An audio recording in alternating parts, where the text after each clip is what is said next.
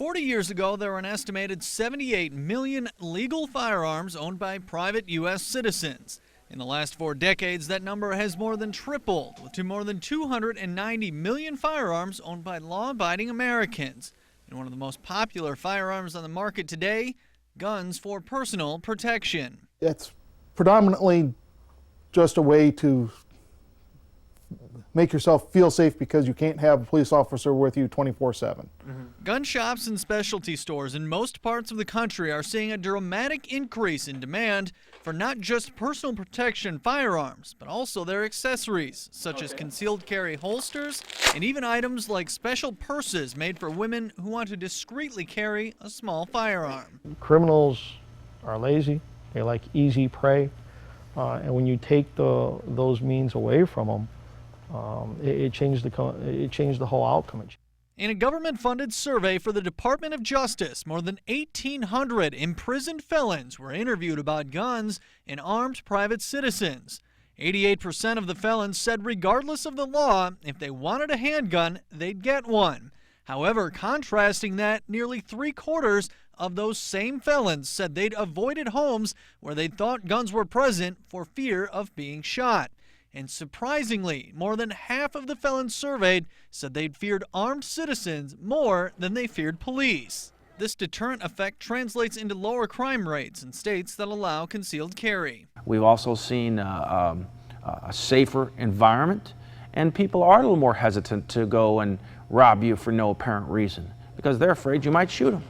Studies show that allowing qualified citizens the right to carry concealed weapons leads to a 7% drop in aggravated assaults, a 5% decrease in reported rapes, and the murder rate goes down by nearly 8%, all without the significant costs generally associated with increasing the number of police officers or sentencing criminals to longer prison terms. A 90-pound female becomes equal to a 220-pound male aggressor. They're not just mere, sheep. To be victims of a lion.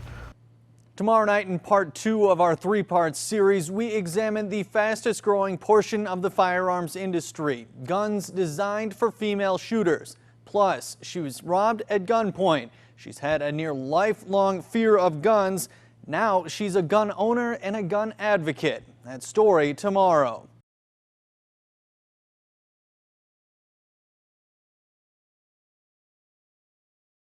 At the age of 13, I was held up at gunpoint. It's been more than 15 years since a drug addict held a gun to Angela's head, demanding all of her money.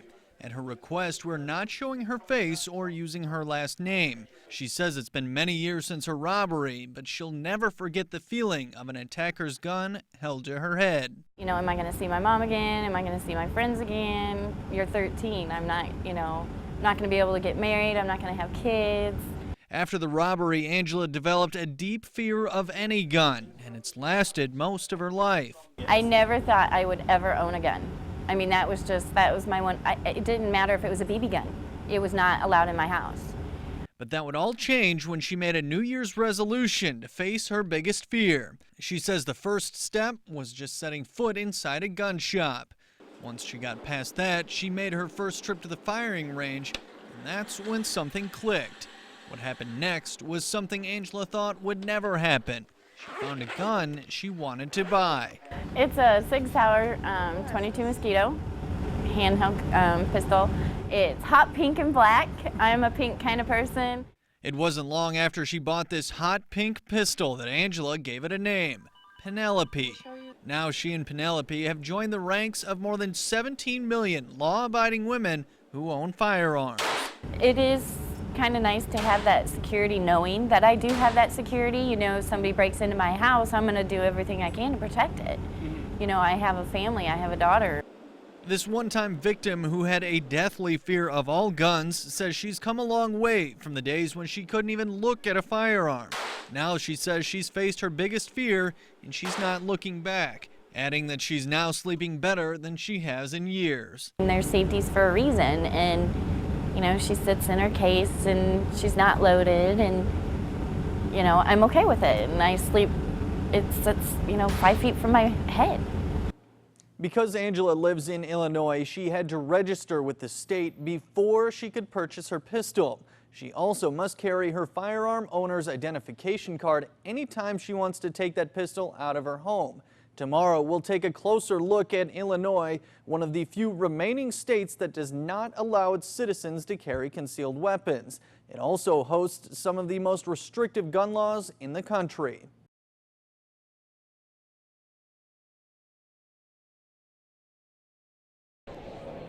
Each year, advocates for the right to carry concealed weapons push several pieces of legislation that allow Illinois residents to carry a firearm for personal protection.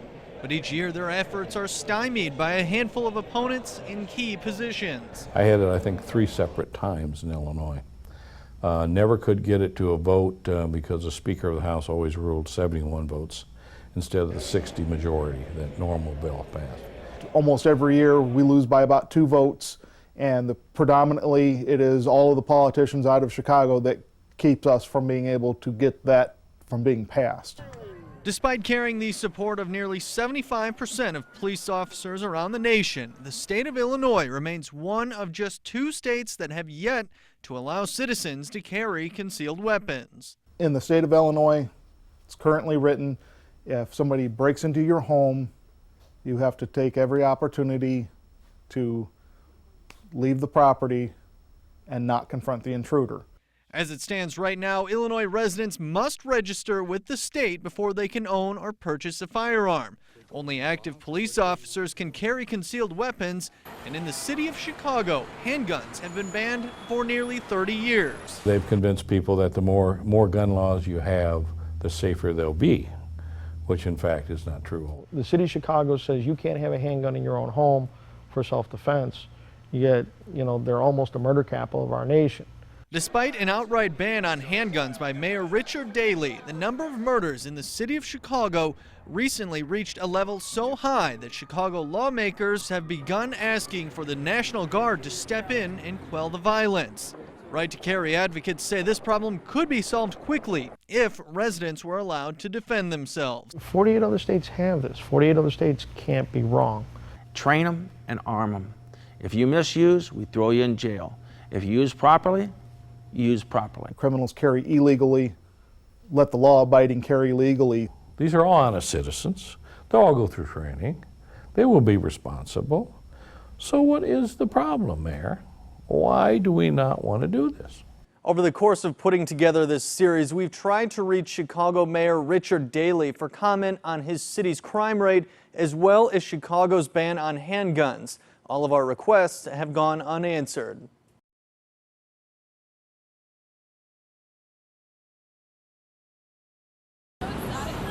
More Americans are carrying guns in public, but are the states that allow citizens to carry concealed weapons seeing their crime rates drop?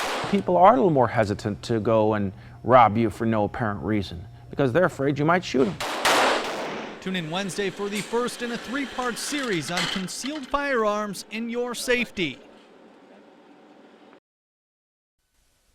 Tomorrow night, what was once seen as a man's domain is quickly giving way to pink pistols and revolvers. Plus, she was robbed at gunpoint. Now this former victim has become a gun advocate. Details in part 2 of our in-depth look at concealed carry gun laws.